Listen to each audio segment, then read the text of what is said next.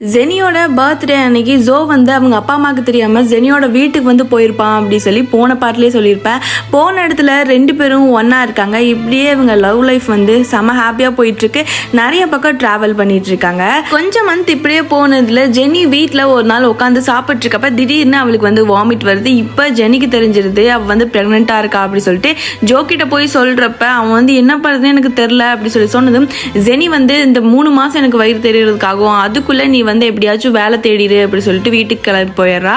அன்னைக்கு நைட்டே கூப்பிட்டு எனக்கு பச்சை மாங்காய் சாப்பிடணும் போல இருக்கு அப்படி சொல்லி ஜெனி சொன்னதுனால ஜோவுமே பக்கத்து வீட்டிலலாம் கெஞ்சி கூத்தாடி நடுராத்தில கொண்டு போய் ஜெனிக்கு வந்து அந்த மாங்காயுமே கொடுத்துட்டு வரான். ஜோவுமே அந்த மாங்காயை ஆசையாலாம் வாங்கியெல்லாம் வச்சுக்கிறா. அடுத்த நாள் ஹீரோ வந்து வேலை இல்லாமல் ரொம்ப கஷ்டப்படுறதுனால இந்த குழந்தை வேணாம் அப்படி சொல்லி 2 பேரும் பேசி முடிவெடுத்திருக்காங்க. ஜோவுமே ஹாஸ்பிட்டல்லாம் போய் விசாரிச்சுட்டு இருக்கப்ப தான் ஜெனிக்கிட்ட இருந்து ஒரு வாய்ஸ் மெசேஜ், சாரி என்னால் இந்த குழந்தைய வந்து எதுவும் பண்ண முடியாது அப்படி சொல்லி சொன்னதுனால இவனே போய் டாக்டர் கிட்ட எல்லாம் கேட்டு வரலாம் அப்படி சொல்லி இதுக்கான ப்ரொசீஜர் என்ன அப்படி சொல்லி டாக்டர் கிட்ட கேட்கும்போது அவங்க வந்து ஒரு வீடியோ போட்டு காட்டியிருப்பாங்க 10 மாசம் குழந்தை எப்படி வயிற்றுக்குள்ள வளருதுன்னு. இந்த வீடியோவை பார்த்ததுமே ஜோக்குமே அந்த குழந்தைய கலைக்கிறதுக்கு மனசு வராம நம்மளே அந்த குழந்தைய வச்சுக்கலாம் அப்படின்னு சொல்லி ஜெனிக்கிட்டையும் சொல்லிடுறான்.